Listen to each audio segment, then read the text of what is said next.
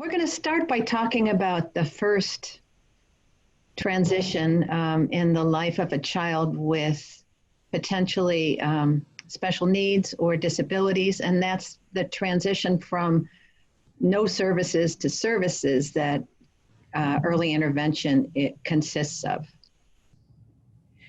Most of you know the way our system is supposed to work because it's dictated by both federal and state law. And I won't go through all of this, but we know that under Part C of IDEA, early intervention services are supposed to be provided for children who states identify as needing them. And these services are also very much focused on the role of their family in helping the child develop well. In California, our early intervention program is called Early Start, and our lead agency is the Department of Developmental Services in collaboration with the Department of Education. And I'll just quickly go over how Early Start's planned out how their system works. And I think it's most kind of interesting if you think about a baby or a toddler you know, and you go and visit that baby and you think, gee, that baby's not making eye contact with me. That baby's very quiet. That baby's not talking. I'm concerned about that child's development. So what should happen next? Ideally, what happens next is during a well baby visit to the pediatrician, a screening takes place. And if the child's screening is significantly below the norm, the child should be referred by a professional, the pediatrician, to regional center. And you probably know that there are, I think, 23 regional centers across California, each one independent, although following the same rules and regulations. Regional center's responsibility then is to evaluate the child and see if he or she makes the criterion for eligibility, plan for services, identify family concerns, and write up the document called the IFSP, the Individualized Family Service Plan, which lists outcomes for both the child and the family, the family with the intent that they will need some services to meet the needs of the child. And again, to kind of personalize this, I think, and make it more interesting, part of the reason we feel a great urgency in this area of early intervention is that there's well-documented evidence that the earlier intervention starts for a young child, the better the outcomes. And our assumptions are that high-quality, consistent early intervention can reduce developmental delays and lessen the adverse developmental effects of risk factors and disabilities. So you know that early intervention doesn't cure disability or solve all the problems, but it gets the child and the family into services that are designed for individual needs. And it's more effective the earlier it's begun. And effective early screening and assessment can result in earlier provision of intervention. And this is what we would all want for ourselves, our own children, our grandchildren, and the children that we care about. And the question is, how do we provide that same urgency for families who aren't as sure about the system as professionals are? So we know that there's a large body of research that has demonstrated that, again, high quality early intervention for infants and toddlers with delay and disability has the potential to decrease special education funding over the lifetime of the child, decrease grade repetition, and so forth and so on. I don't think I have to read all of this to you, but the one that I think for those of you who are associated with school districts and the state, the whole idea of lowering costs attached to early intervention is very important. And I think one of the things that many of us in the field care about very much now is the link between receipt of special ed services and involvement in the juvenile justice system, which can start as early as preschool with expulsions from preschool. So again, it's very well documented that early intervention can provide these benefits. The problem is not all eligible children are receiving these services. And this is not just a California problem, it's a national problem. Part of it is natural. Unless a disability is quite significant, it's not identified in the delivery room. It's identified over time, often during the first year of life.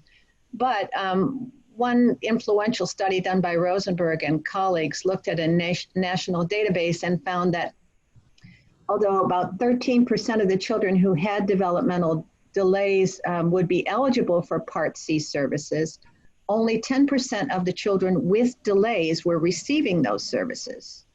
So 10% of that 13% were receiving services. We need to improve that. And the most recent data from the United States Department of Education, and this is also in the most recent 41st annual report to Congress, about 3.1% of the total population of infants and toddlers receives early intervention services. And in California, we have a somewhat lower percentage of 2.9.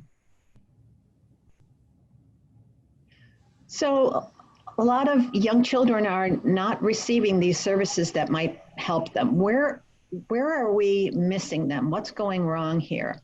I think it's helpful to think of the whole process of moving from concern to services as a kind of a funnel. You start off with a larger number and end up with a small one. And so this is not California data that you see on the screen here. It's from a study done in Pennsylvania, I believe.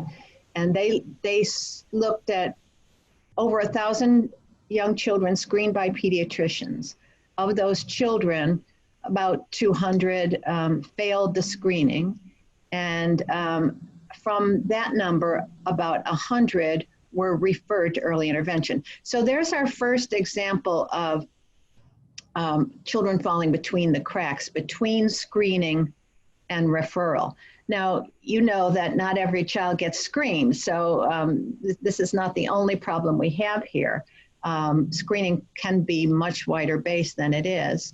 But if 100 are referred, then only 63 of their children got to intake, got to the point where they have that interview and multidisciplinary evaluation. Finally, of that number, 31 were eligible for services and 24 received services. So at every step along the way, there's fallout of children and families from services. And part of what we have to do is really figure out why the fallout is happening and do our best to address it. You may be familiar with a couple of recent Legislative Analyst Office reports on early intervention. One was fairly recent, just before the governor submitted his last year's budget. And the LAO professionals talked to a lot of people and kind of informally found these reasons up here for why children don't receive early intervention services. First of all, there are children in California who don't receive regular physician checkups, and there's concern that some of these may be the children who need them the most. And pediatricians don't consistently screen children for developmental challenges. It's time consuming. It may not be seen as a priority. We really don't have much data about which physicians screen and which do not, but my guess would be that more recently trained physicians probably do more screening because it's now an important part of medical education. And when physicians do screen, they don't always refer eligible children. And if they refer, sometimes parents don't follow through. One study showed that when someone in the pediatrician's office helped the family make the next step to referral, whether it's filling out forms or making a phone call, there was a much higher level, but on their own, parents don't always follow through. And sometimes those who do follow through become discouraged before their children receive services. Remember, these are very young babies. Families are just beginning to understand what it means that their child's not meeting developmental milestones. And so there's just lots of opportunity for things to go wrong. So what can we do to improve this situation? One thing that I think you'll hear throughout all of our presentations today is our children in our state would benefit from a unified data collection system that really started at birth and goes throughout the lifetime. So we need to expand and improve our system of data collection and connect the systems so that we can make decisions about where to. Sorry, my cat's going to be popping in here. Get down, Olivia. Interagency agreements must be more explicit and have better coordination and follow through. Families need supports in following through on referrals. This last one, if I had had a chance to take this last bullet off, I would have, because I recently went out to visit a regional center and talked to their early start group and realized what a committed and hardworking group of professionals they are. They have incentives for services for children, and so they're really doing as good a job as they can, many of them right now. Okay, Jeannie, I need to move my slide and it's not happening.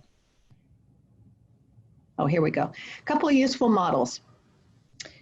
Which states do this well? Well, Massachusetts does it well, in part because their lead agency for early intervention is public health. And so they have done an excellent job of providing a data system which does connect medical and educational and developmental services in the state. So they have served 9.4% of their birth to 3 population in the last year. We have figures in 2016. And that's the PEL data system, if you want to look it up. Another program that many of you may be familiar with because it's being implemented in some parts of California is Help Me Grow. It's a national program that has as its goals some of the same things that I've been talking about earlier, and more consistent screening, help with referrals to services, coordination among agencies, and so forth. It's being implemented by First 5 California and First 5 LA, and it's potentially a system that could link together all our kind of cumbersome systems in California, if we could all decide to use it. Before I close, because I often report on the discouraging aspects of this task of identifying children and getting them into services, I want to make clear that there are a lot of people in California doing good work in this area, among them the State Screening Task Force and First 5 LA and Early Start and CTAN. CTAN is the arm of Early Start that provides professional development. So there's a lot of good work going on, but we need better coordination and focus and a data system. Thanks, everybody.